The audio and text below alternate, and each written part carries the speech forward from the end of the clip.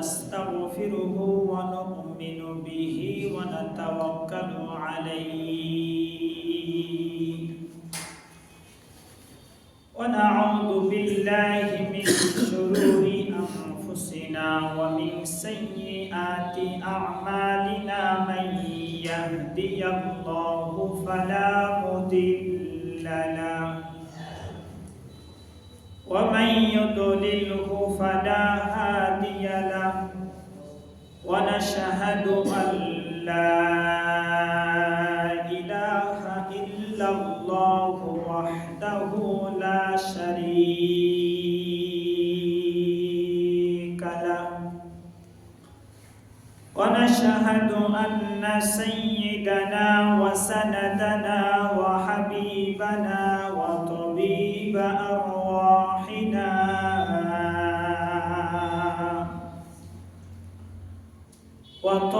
وطبيب قلوبنا محمدا عبد الله ورسوله الذي أرسله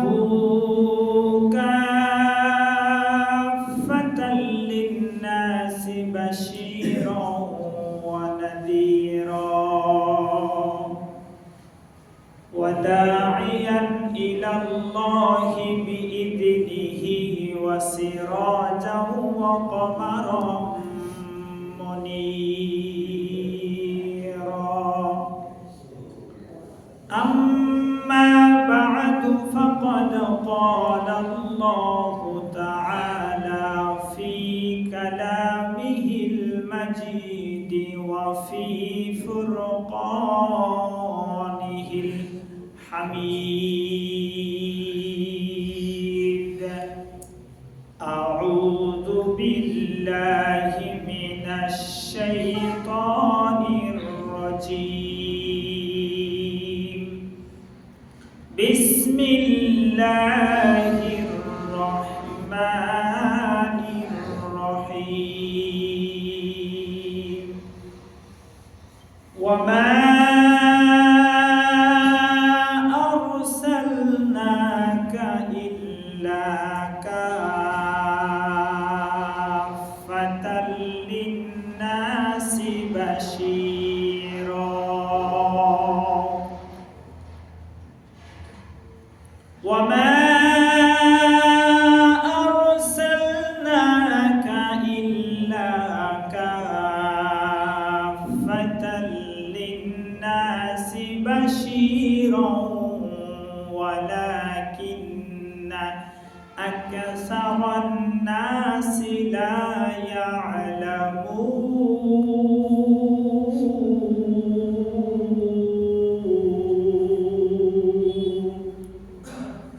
صدق الله مولانا الكريم وقال تعالى في شان حبيبه كان مخبرا وآمرا إن الله وملائكته يصلون على النبي يا أيها الذين آمنوا صلوا عليه وسلموا تسليما اللهم صل على سيدنا مولانا محمد وعلى آل سيدنا مولانا মনো কান্দে প্রাণ কান্দে যাইতে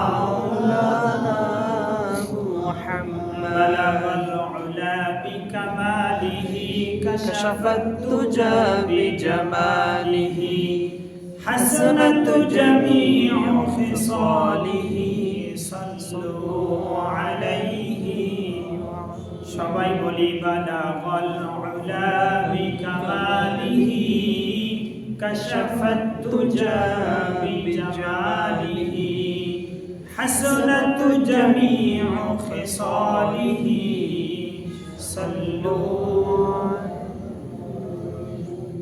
আলহামদুলিল্লাহ, সমস্ত তারিফ, প্রশংসা, গুণগান সেই আল্লাহ রাব্বুল আলামিনের প্রতি, যে আল্লাহ সুবহানাহু ওয়া তাআলা আপনাকে আমাকে আজকে সকালবেলার ঘুম নামক মৃত্যু থেকে জাগ্রত করে আল্লাহ তাআলার ঘরে জুমার আলোচনায় বসার এবং শোনার আল্লাহ তাআলা আমাদের সকলকে তৌফিক এনায়েত করেছেন। সে আল্লাহ রাব্বুল আলামিনের শুকরিয়া আদায় করি, সকলে বলি আলহামদুলিল্লাহ। অসংখ্য দুরূদ ও সালাম বর্ষিত হোক সাইয়্যিদুল মুরসালিন রাহমাতাল লিল আলামিন নবী মুহাম্মদুর রাসূলুল্লাহ সাল্লাল্লাহু আলাইহি ওয়াসাল্লামের প্রতি। সম্মানিত উপস্থিতি, আমরা যে মাসে অবস্থান করছি সেই মাসটির নাম হলো রজব মাস। সে মাসটির নাম কি বলেন তো? রজব মাস। এই রজব মাস যেই দিন থেকে দুনিয়ায় আসতেন, যেই দিন থেকে রজব মাসের চাঁদ আকাশে দেখা দিতেন, সেই দিন থেকে জনাবে মুহাম্মদুর রাসূলুল্লাহ সাল্লাল্লাহু আলাইহি ওয়াসাল্লাম সবচাইতে একটা বেশি দোয়া করতেন।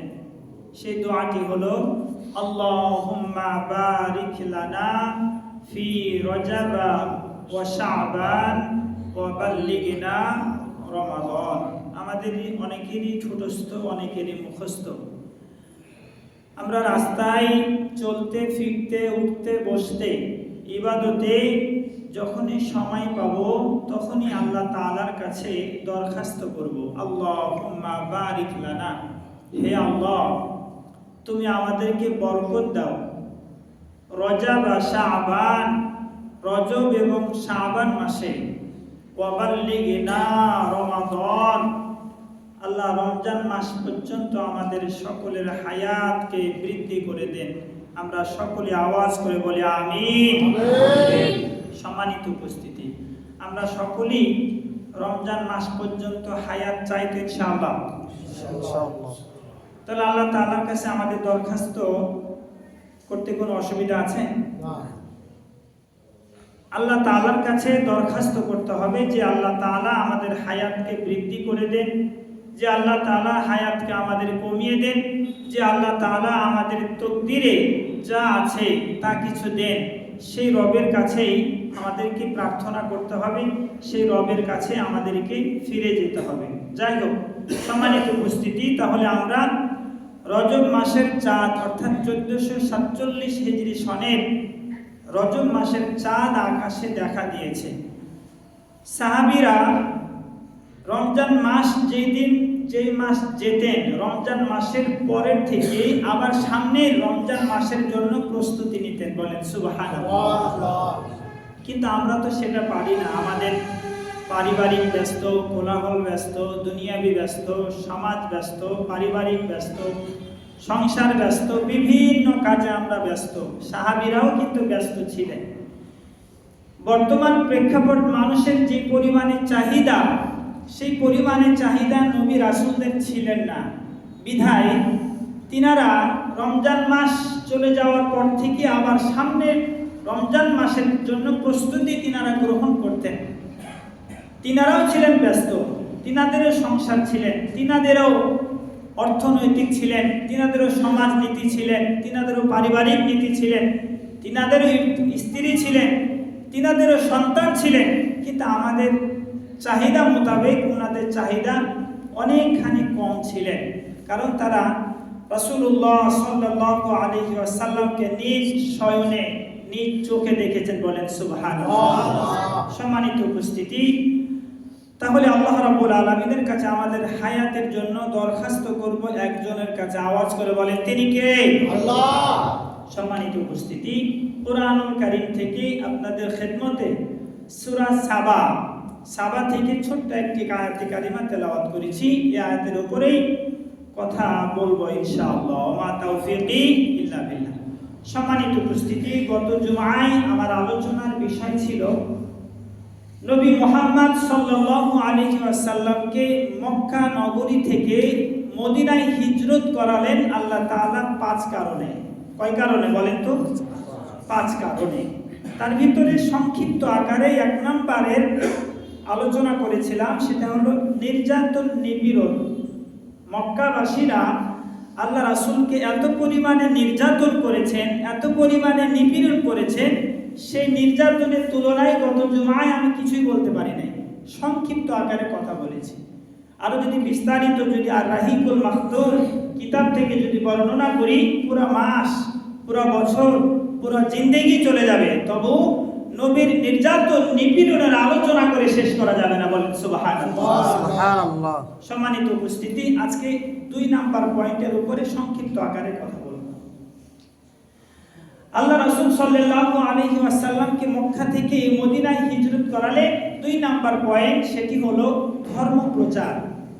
নবী মুহাম্মদ সাল্লাল্লাহু আলাইহি ওয়াসাল্লাম মক্কা নগরীতে ধর্ম প্রচার এত বেশি হয়ে পড়েছিলেন যে দিন দিন আস্তে আস্তে মানুষ যখন বিধর্মী থেকে যখন ইসলাম ধর্মে যখন আসতে শুরু করলো, ইসলাম যখন কায়েম হতে শুরু করলো, ইসলাম যখন মক্কায় প্রতিষ্ঠিত হওয়া শুরু করলো, তখন কাফেরদের আরো বেশি নির্যাতন আরো বেশি শুরু হয়ে গেল। নবী মুহাম্মদ সাল্লাল্লাহু আলাইহি ওয়াসাল্লামকে আল্লাহ তাআলা কুরাইশ বংশে জন্মগ্রহণ করিয়েছেন। বলেন সুবহানাল্লাহ। আল্লাহ রাব্বুল আলামিন সূরা সাবার 28 নম্বর আয়াতে বলছে, ওয়ামা আরসালনাকা ইল্লা কাফাতাল লিন-নাসি বাশীরা। জোরে বলেন আল্লাহু আকবার। আল্লাহ রাব্বুল আলামিন বললেন, দোস্ত, তোমাকে দুনিয়াতে আমি প্রেরণ করেছি সুসংবাদদাতা হিসাবে, তোমাকে সংবাদদাতা হিসাবে পৃথিবীতে প্রেরণ করেছি।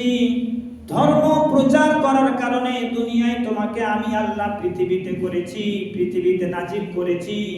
কিন্তু অনেক মানুষ ওয়ালাকিন্না আকসারান নাসি লা ইয়ালামুন। নবী তোমাকে সুসংবাদদাতা, সতর্ককারী এবং ইসলাম প্রচার করার জন্য তোমাকে দুনিয়াতে যে আমি আল্লাহ পাঠিয়েছি, এটা অনেক মানুষে জানে না। ওয়ালাকিন্না আকসারান নাসি লা ইয়ালামুন। পৃথিবীর অধিকাংশ মানুষ, অনেক মানুষ জানে না যে আমি আল্লাহ তাআলা তোমাকে রাসূল হিসাবে পৃথিবীতে মানুষের জন্য সুসংবাদদাতা, সতর্ককারী হিসাবে সৃষ্টি করেছি। সুবহানাল্লাহ। আমার বন্ধুগণ, ধর্ম প্রচার করার কারণে নবী মুহাম্মদ সাল্লাল্লাহু আলাইহি ওয়াসাল্লাম এত পরিমাণে মার খাইছেন, এত পরিমাণে নবীর প্রতি জুলুম করা হয়েছে। নবীর প্রতি জুলুম করা হয়েছে 2টি ধরনে। এক ধরন ছিল দৈহিক নির্যাতন, আরেকটি ছিল মানসিক নির্যাতন। মানসিক নির্যাতন, নবী মুহাম্মদ মক্কার অলিতে গলিতে যখন কালিমার দাওয়াত দিতে গেছেন, লা ইলাহা ইল্লাল্লাহু মুহাম্মাদুর রাসূলুল্লাহ, বলেন লা ইলাহা ইল্লাল্লাহ, লা ইলাহা ইল্লাল্লাহ, লা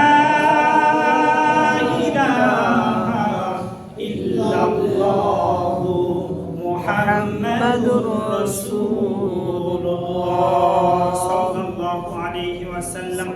আমার বন্ধুগণ, আল্লাহর নবী মক্কার অলিতে গলিতে যখন কালিমার দাওয়াত দিতে গিয়েছেন, কালিমার দাওয়াত দিতে গিয়ে নবীকে এত পরিমাণে মানসিকভাবে নির্যাতন করেছেন। মানসিকভাবে নির্যাতন বলতে, মক্কার অলিতে গলিতে নবী যখন কালিমার দাওয়াত দিতে গিয়েছেন, ছোট ছোট কুরাইশের বাচ্চারা, ছোট ছোট কুরাইশের ছেলেরা ছোট ছোট কাফেরের বাচ্চারা নবীকে গালি দিয়েছে, নবীকে মিথ্যাবাদী বলেছে, নবীকে জাদুকর বলেছে, নবীকে এত পরিমাণে দৈহিকভাবে গালি দেওয়া হয়েছে, সেই পরিমাণ আপনি ইসলামের জন্য, দ্বীনের জন্য, কোরআনের জন্য এক চুল পরিমাণও আপনাকে দৈহিক নির্যাতন করা হয় নাই। কথা বলেন ঠিক কি না? আমার বন্ধুগণ, কোরআনুল কারীমের ভিতরে আল্লাহ রাব্বুল আলামিন এত মানুষকে হেদায়েতের জন্য কোরআন নাজিল করলেন। সেই কোরআন, সেই কাবা, সেই কাবার সবচাইতে বেশি নিকটবর্তী যার বাড়ি ছিল তার বাড়ি হলো আবু জেহেলের বাড়ি। কার বাড়ি? যারা মক্কায় গিয়েছেন, যারা উমরায় গিয়েছেন, যারা হজ করতে গিয়েছেন, তারা দেখে এসেছেন কাবার সবচাইতে নিকটবর্তী বাড়ি ছিল আবু জাহেলের বাড়ি। কিন্তু নবী মুহাম্মদ সাল্লাল্লাহু আলাইহি ওয়াসাল্লামকে আবু জেহেল এত পরিমাণে কোলে নিয়েছিলেন, সেই কোলে নেওয়ার তুলনায় উসমান রাদিয়াল্লাহু তাআলা আনহু কোলে নেয়নি। সুবহানাল্লাহ। আবু জেহেল আল্লাহ রাসূলকে এত পরিমাণে কোলে নিয়েছিল, এত পরিমাণে আদর করেছিল, সেই আদরের তুলনায় অন্য সাহাবীরা নবীকে কোলে নেয় নাই। সুবহানাল্লাহ।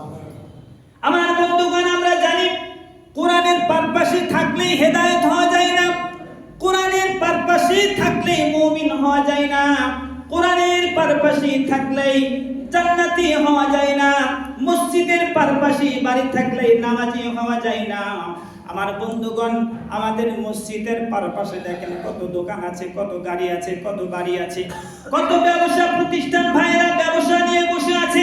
আচ্ছা বলেন তো দেখি, মসজিদ থেকে যাদের 1 কিলো 2 কিলো বাড়ি দূরে, আজানটা কিন্তু তারা পরে শুনতে পায়, কিন্তু মসজিদের পারপাশে যাদের বাড়ি তাদের কানে কিন্তু আজানটা শোনা যায়। কথা বলেন ঠিক কি না? আমার বন্ধুগণ, আমি আপনাদেরকে কি বোঝাতে চাই, কাবার পাশাপাশি বাড়ি হলো আবু জাহেলের বাড়ি। আচ্ছা বলেন তো দেখি, সবচাইতে হেদায়েত হওয়ার বেশি যোগ্য কিন্তু আবু জাহেল, কি ঠিক কি না? মসজিদের পারপাশে যার দোকান, মসজিদের পারপাশে যার বাড়ি, কিন্তু আজান হওয়ার সঙ্গে সঙ্গে ওই 1 কিলো বাড়ি দূরে তার মসজিদ আসতে দেরি হবে, কিন্তু মসজিদের পারপাশে যার বাড়ি, আজান শোনার সঙ্গে সঙ্গে মসজিদে আসা দরকার আছে না নাই? কথা বলেন আছে? কিন্তু আমরা আজান আমাদের কানে যায়, কিন্তু আমরা মসজিদে আসতে চাই না। কি কারণে চাই না? কি কারণে মসজিদে আসতে আপনাকে আমাকে ভালো লাগে না? তার ভিতরে কয়েকটি কারণ হলো, দুনিয়া এত পরিমাণে আপনাকে আমাকে গ্লাস করে রেখেছে, দুনিয়া এত পরিমাণে আপনাকে শক্ত করে ধরে রেখেছে। এই শক্ত করে ধরে রাখার কথাটা আল্লাহ তাআলা কোরআনুল কারীমে বলছে, আল্লাহাকুমুত তাকাসুর। ওরে আমার বান্দা, দুনিয়ার মানুষদেরকে অর্থগুলা, সম্পদগুলা, চেয়ারগুলা, ক্ষমতাগুলা এত পরিমাণে শক্ত করে ধরে রেখেছে, আল্লাহাকুমুত তাকাসুর, এত পরিমাণে তাদেরকে গ্লাস করে রেখেছে, হাত্তা যুরতুমুল মাকাবির, তারা যতদিন কবরের বাড়িতে না যাবে, তাদের দেহ থেকে দামি নিঃশ্বাসটা যতদিন বের না হবে, দামি নিঃশ্বাসটা দেহ থেকে যেদিন বন্ধ না হবে, 2টি চোখ যতদিন বন্ধ না হবে, ততদিন তাদের দুনিয়ার মরিচিকা, লোভ লালসা তাদের ভিতরে থেকে দূর হবে না। আমার বন্ধুগণ, মসজিদে আসতে আমাদেরকে ভালো লাগে না। 2 নাম্বার কারণ, শয়তান আপনাকে মসজিদে আসতে দেয় না। প্রমাণ কি? প্রমাণগুলো, মসজিদে মুয়াজ্জিন সাহেব যখন আজান দেয়, আজান শোনার সঙ্গে সঙ্গে মসজিদে আসা কিন্তু আপনার দরকার ছিল, কিন্তু যখনই দেখবেন আজান শেষ হয়ে গেছে, আজান শেষ হওয়ার সঙ্গে সঙ্গে যদি মসজিদে আসতে আপনার মন না চায়, মনে করবেন শয়তান আপনাকে রশি দিয়ে ধরে রেখেছে। আমার বন্ধুগণ, সেদিকে না যায়, তাহলে মক্কার সবচেয়ে নিকটবর্তী বাড়ি কোন আবু জাহেলের বাড়ি, কিন্তু দেখেন আবু জাহেলকে আল্লাহ তাআলা হেদায়েত করলেন না। আবু জেহেলকে ইসলামের সুশীতল ছায়াতলে অংশ দিলেন না। 450 মাইল দূরে সালমান ফার্সি রাদিয়াল্লাহু তাআলা আনহুর বাড়ি। দেখেন, একটু চিন্তা করেন আমার বন্ধুগণ, 450 মাইল সালমান ফার্সি রাদিয়াল্লাহু তাআলা আনহুর বাড়ি। তিনার মনে আশা আকাঙ্ক্ষা জেগেছে, আমি মসজিদের ভিতরে নবীর আলোচনা শুনবো, নবীর পাশে গিয়ে বসবো, নবীর সাথে বসবো, নবীর সাথে বসে জান্নাতের কথা শুনবো, জাহান্নামের কথা শুনবো, ইসলামের কথা শুনবো, কোরআনের কথা শুনবো। সালমান ফার্সি রাদিয়াল্লাহু তাআলা আনহু একদিন, 2 দিন, 3 দিন মনে মনে আকাঙ্ক্ষা জাগতে বাড়ি থেকে পুটলি নিয়ে বের হলেন, কিছু শুকনো খাবার নিয়ে বের হলেন, কিছু রুটি নিয়ে বের হলেন, কিছু বোতল পানি নিয়ে বের হলেন, কয়েকটি পোশাক নিয়ে বের হলেন। রাস্তায় বের হয়ে গেলেন, সামনে পাহাড় পথ, সামনে মরুভূমি পথ, সামনে সমুদ্র পথ। পাহাড় পথ অতিক্রম করে, মরুভূমি পথ অতিক্রম করে, সবকিছু অতিক্রম করে মসজিদে নববীতে এসে নবী মুহাম্মদুর রাসূলুল্লাহ সাল্লাল্লাহু আলাইহি ওয়াসাল্লামের হাতে হাত রেখে কালিমা পড়ে ইসলাম গ্রহণ করে নিলেন। বলেন সুবহানাল্লাহ। আমার বন্ধুগণ, আপনাদেরকে আমি এই কথাটি বোঝাতে চেয়েছিলাম, আবু জেহেল এত পরিমাণে কাবার নিকটবর্তী ছিল, কিন্তু আল্লাহ তাআলা তিনাকে হেদায়েত করলেন না, তিনাকে ইসলামের সুশীতল ছায়ায় দান করলেন না। আমার বন্ধুগণ, আপনি আমি যদি ইসলামের সুশীতল ছায়ায় যদি যেতে চাই, পেতে চাই, তাহলে নবীকে অনুসরণ দরকার করা আছে না নাই? আমার বন্ধুগণ, কুরাইশ বংশের নবী মুহাম্মদকে দুনিয়ায় পৃথিবীতে পাঠালেন, দুনিয়াতে পাঠিয়ে বললেন, লাকাদ কানা লাকুম ফি রাসূলিল্লাহি উসওয়াতুন হাসানাহ। জোরে বলেন আল্লাহু আকবার। আমার বন্ধুগণ, আল্লাহ রাব্বুল আলামিন বললেন, নবী গো, তোমাকে তোমার দেহের ভিতরে এত পরিমাণে উত্তম চরিত্র আমি আল্লাহ তাআলা দান করে দিলাম। কোন পৃথিবীর মানুষ যদি তোমাকে স্মরণ করে, তোমাকে অনুকরণ করে যদি দুনিয়ার জমিনে চলতে পারে, আল্লাহ রাব্বুল আলামিন তোমাকে ইসলামের সুশীতল ছায়ায় দান করে তোমাকে মুমিন বানাইয়া দেবে। সুবহানাল্লাহ। আমার বন্ধুগণ, নবী মুহাম্মদ সাল্লাল্লাহু আলাইহি ওয়াসাল্লাম মক্কা নগরীতে একটা জুলমাজাজ নামক বাজার আছে। আমাদের যেমন মসজিদের পাশে বসন্তপুর বাজার, এইরকম মক্কা নগরীতে জুলমাজাজ নামক একটি বাজার আছে। সেই বাজারে নবী মাঝে মাঝে যেতেন, মাঝে মাঝে গিয়ে মানুষদের সাথে আলোচনা করতেন, নামাজের দাওয়াত দিতেন, কালিমার দাওয়াত দিতেন। নবী মুহাম্মদ সাল্লাল্লাহু আলাইহি ওয়াসাল্লাম যেই অলিতে গলিতে, যেই শহরে, যেই বাড়িতে যখন দাওয়াত দিতেন, প্রথমে গিয়ে নামাজের কথা বলতেন না, প্রথমে রোজার কথা বলতেন না, প্রথমে যাকাতের কথা বলতেন না। দাওয়াত দেওয়ার নবীর কয়েকটা সিস্টেম, সেটা হলো মুআয ইবনে জাবাল রাদিয়াল্লাহু তাআলা আনহুকে ইয়ামেনে ইসলামের দাওয়াত দিতে পাঠাইলেন নবী মুহাম্মদ। মুআয ইবনে জাবাল রাদিয়াল্লাহু তাআলা আনহুকে বললেন, হে মুআয ইবনে জাবাল, তুমি যখন ইয়ামেতে তুমি ইসলামের দাওয়াত দিতে যাবা, মানুষদেরকে প্রথমে নামাজের কথা বলবা না, প্রথমে রোজার কথা বলবা না, প্রথমে যাকাতের কথা বলবা না। কারণ যদি নামাজের কথা বলো, যাকাতের কথা বলো, অর্থের কথা বলো, মানুষগুলো বিভ্রান্তি হয়ে যাবে। মুআযরে, তুমি যখন মানুষের সামনে যখন দাওয়াত দিবা, তখন নামাজের দাওয়াত না দিয়ে তুমি সর্বপ্রথম ঈমানের দাওয়াত দিবা। সুবহানাল্লাহ বলে। ঈমানের পথে অবিচল থেকে আমার মরণ যেন হয়। ঈমানের পথে অবিচল থেকে আমার মরণ যেন হয়।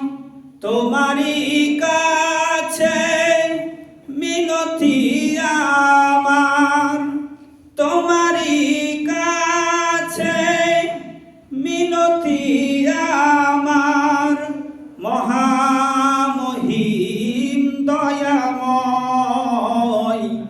ঈমানের পথে অবিচল থেকে আমার মরণ যেন হয়। বলেন আমিন।